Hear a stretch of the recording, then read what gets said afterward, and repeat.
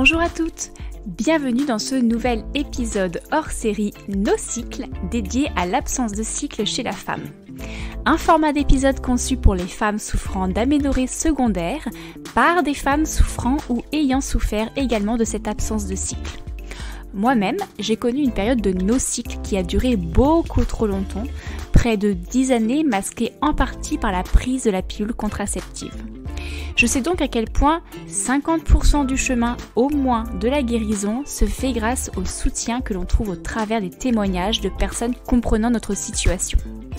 J'espère que tu trouveras le soutien et les réponses à certaines de tes questions ou encore que l'écoute de ces épisodes déclencheront certains déclics en toi, te permettant de retrouver le chemin de ton cycle féminin.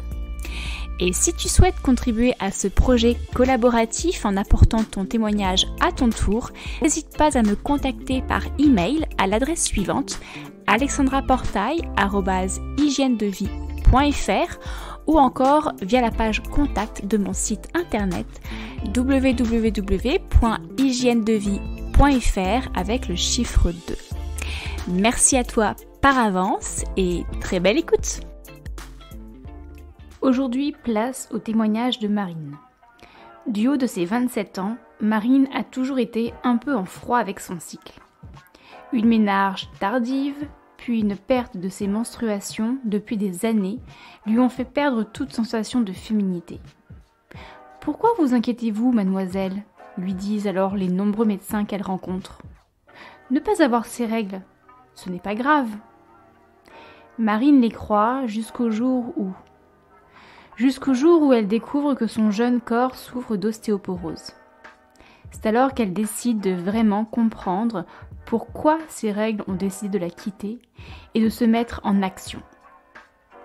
Aujourd'hui, elle nous partage avec authenticité son ressenti actuel ainsi que tout ce qu'elle met en œuvre pour retrouver et recouvrer un cycle naturel. Et reste bien jusqu'à la fin de son témoignage car elle nous dévoile une astuce ultra gourmande qui m'a fait saliver au montage de cet épisode. Sans plus tarder, je te laisse te plonger dans l'histoire de Marine en la remerciant par avance d'avoir ouvert les portes de son intimité. Belle écoute!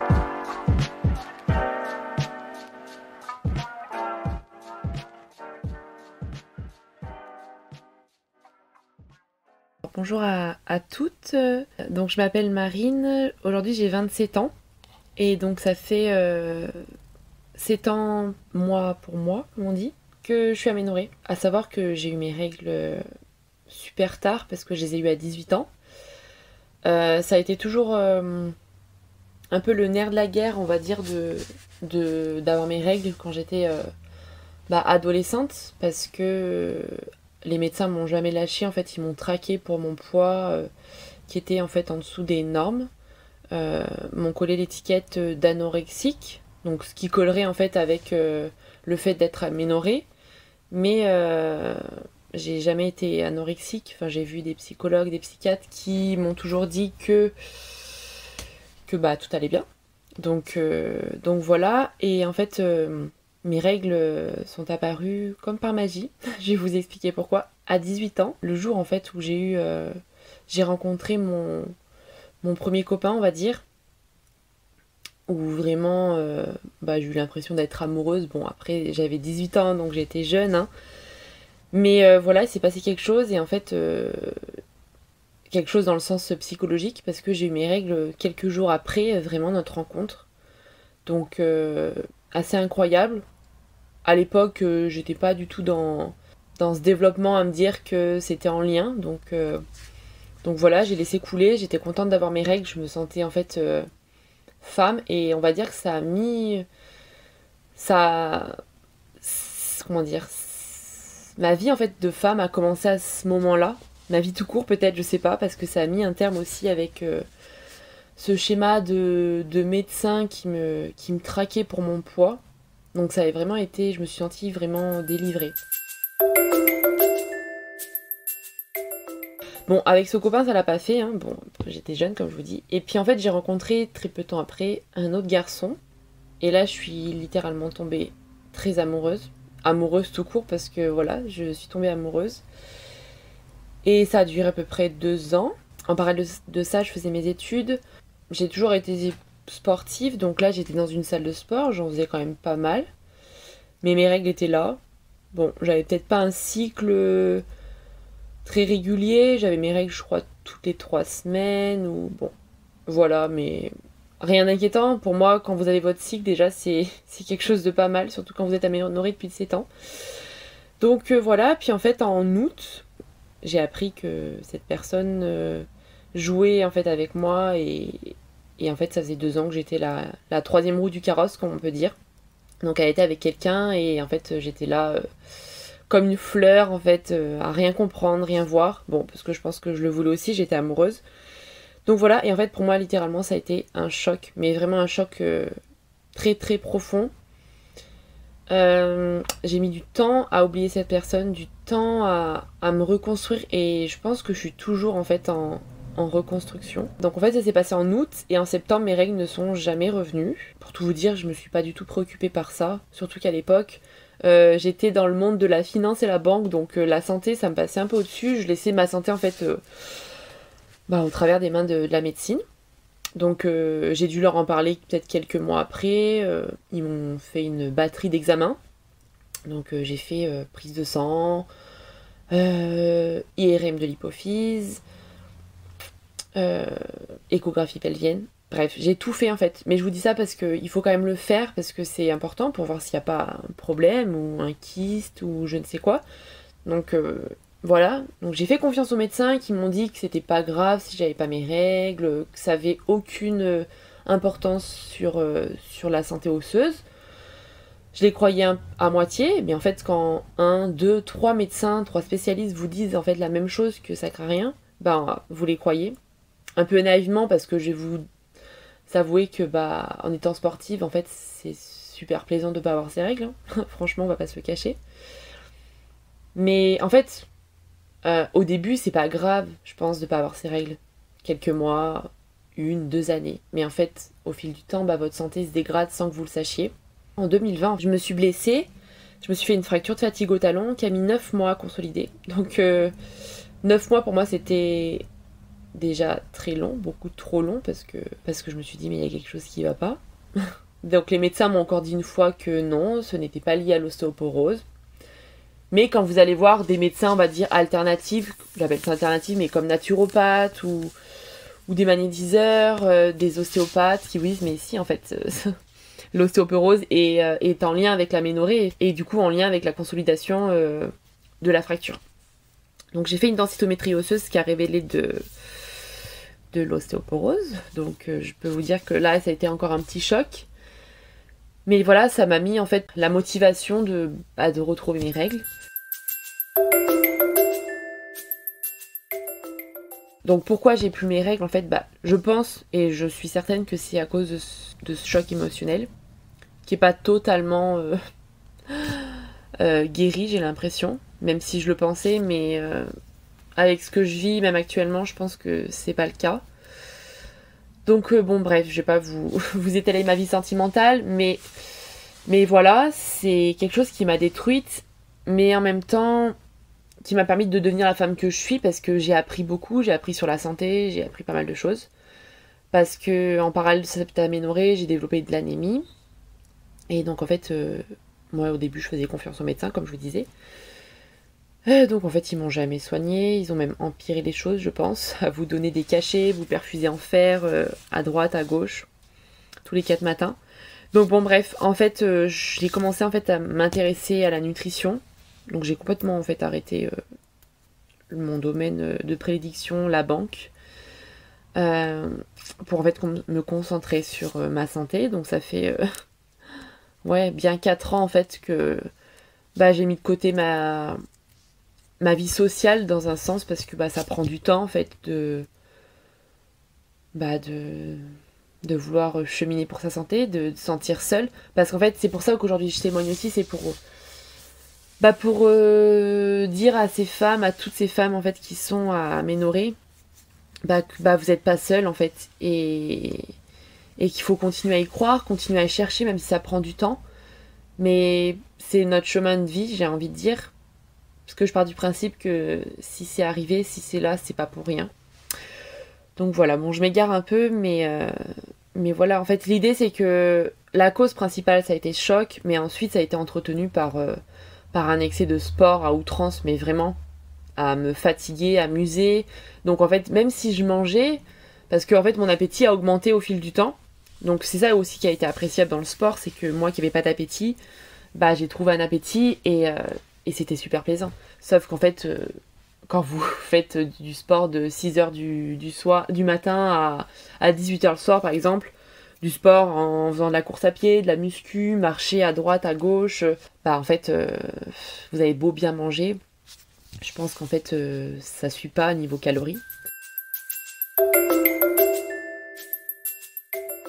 Qu'est-ce que j'ai mis en place donc?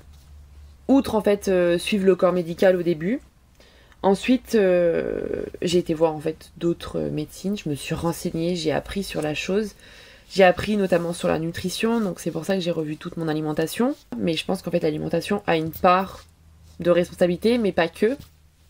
Donc j'ai été voir des médecins homéopathes, donc ils m'ont donné comme des petites potions magiques, vous savez, des fleurs, des plantes, de l'homéopathie. Bon, ça n'a rien fait.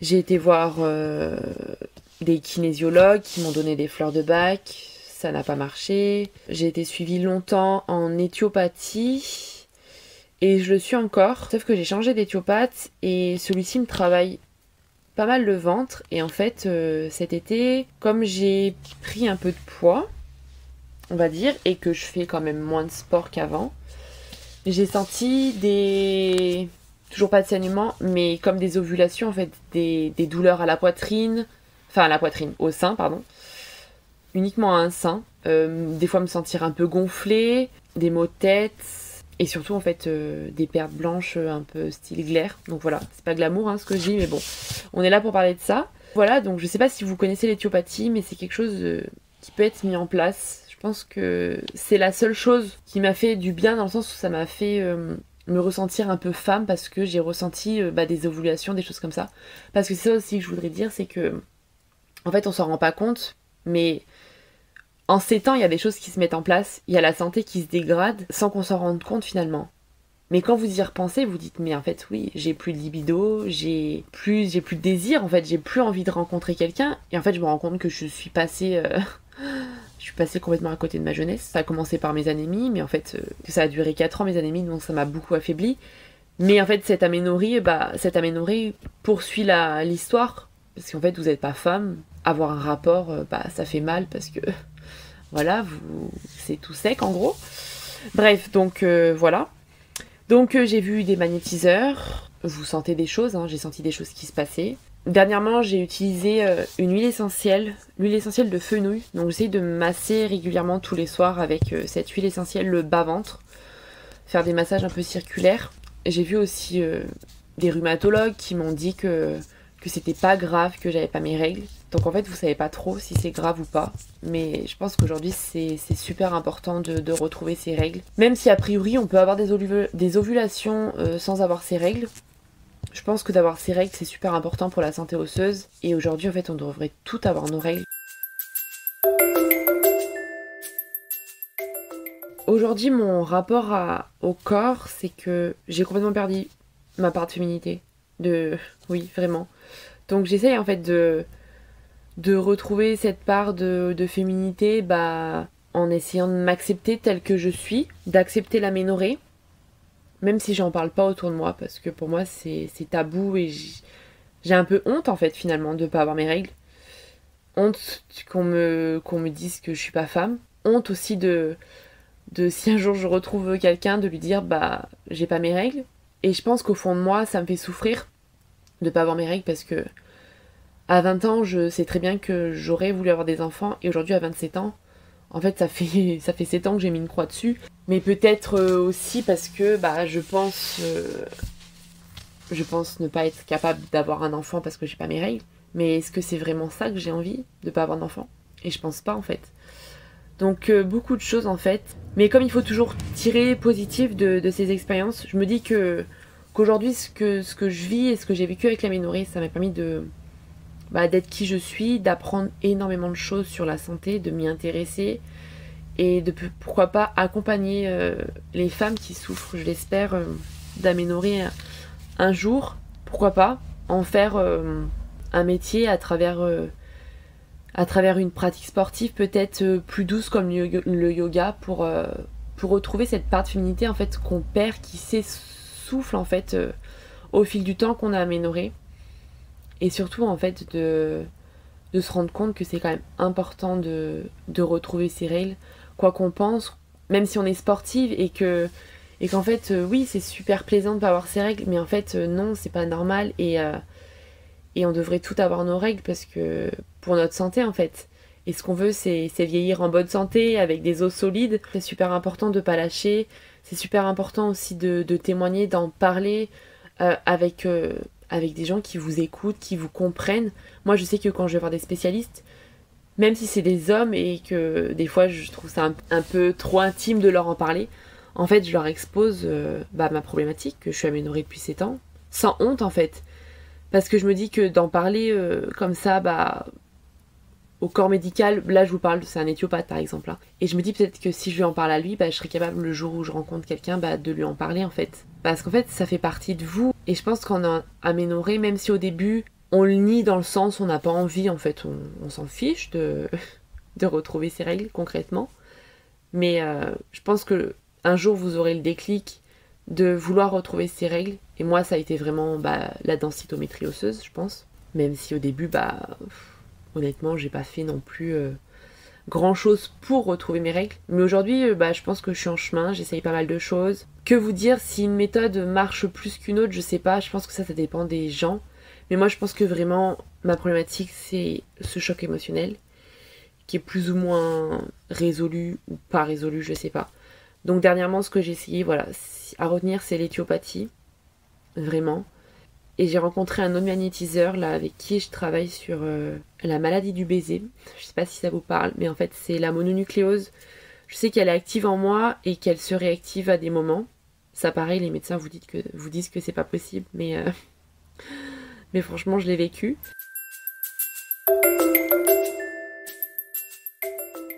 Je pense qu'il y a vraiment une part émotionnelle dans tout ce que je vis dans l'aménorrhée. Donc c'est pour ça qu'aujourd'hui en fait, même si je sais que reprendre du poids ça m'aide, donc c'est ce que je fais, hein, je reprends du poids, j'ai repris du poids tout doucement, et je me sens quand même mieux, hein, pour tout vous dire, parce que des fois d'être trop maigre c'est pas non plus... pour se sentir femme c'est compliqué parfois. Donc juste pour finir, parce qu'en fait là je m'étale, j'ai raconté beaucoup de choses, j'espère revenir prochainement pour vous dire que ça a marché, je sais pas. Un petit tips à vous partager qui a fonctionné, si vous êtes par exemple un peu dans un poids trop en dessous de la norme, on va dire. Je pense qu'en fait c'est le poids de forme qu'il faut trouver. Chacun a son poids de forme différent pour retrouver ses règles. Poids de forme, j'entends que c'est le poids de la femme X ou Y en fait, qui lui correspond pour être en fait en pleine santé. Ça peut être un poids totalement en dessous de l'IMC, hein, dit normal, mais voilà, donc c'est propre. Et donc juste un petit tips pour les femmes qui souhaitent un peu prendre du poids et qui ont du mal, qui n'ont pas d'appétit ou qui mangent mais qui prennent pas de poids. Je sais pas si vous aimez le chocolat, mais moi je suis une grande passionnée de chocolat noir, et en fait j'ai découvert la purée d'amande et la purée de noisettes. Donc ce que je me faisais cet été, c'est des toasts, on va appeler ça des toasts, de chocolat noir. Je vais vous dire exactement celui que je prenais le Lindt 70% noir pâtissier, donc qui est bien épais en fait, avec la chaleur qui était légèrement fondue, donc c'était super bon. Et en fait je tartinais avec, je mettais un petit peu de, pas énormément parce que ça écœure hein, ces purées, mais je mettais de la purée d'amande ou de la purée de noisettes, voilà. Et je pense que c'est ça qui m'a aidé à prendre du poids, ou du moins à pas perdre de poids cet été. C'est un petit tips, et c'est un petit tips gourmandise, mais franchement c'est super bon, et depuis je l'ai pas lâché parce que franchement c'est que du plaisir de croquer dans un morceau de chocolat légèrement fondu avec peut-être un peu de pointe de sel, purée d'amande ou de noisettes. Voilà, vous essayerez, puis si vous souhaitez prendre contact avec moi, je sais pas si Alexandra mettra mes coordonnées d'Instagram par exemple, pour venir échanger sur l'aménorrhée. Enfin, ça serait super chouette. Enfin, je suis ouverte à tout échange. Merci en tout cas de m'avoir écoutée. Puis je vous souhaite plein de courage pour cette aménorrhée. À bientôt.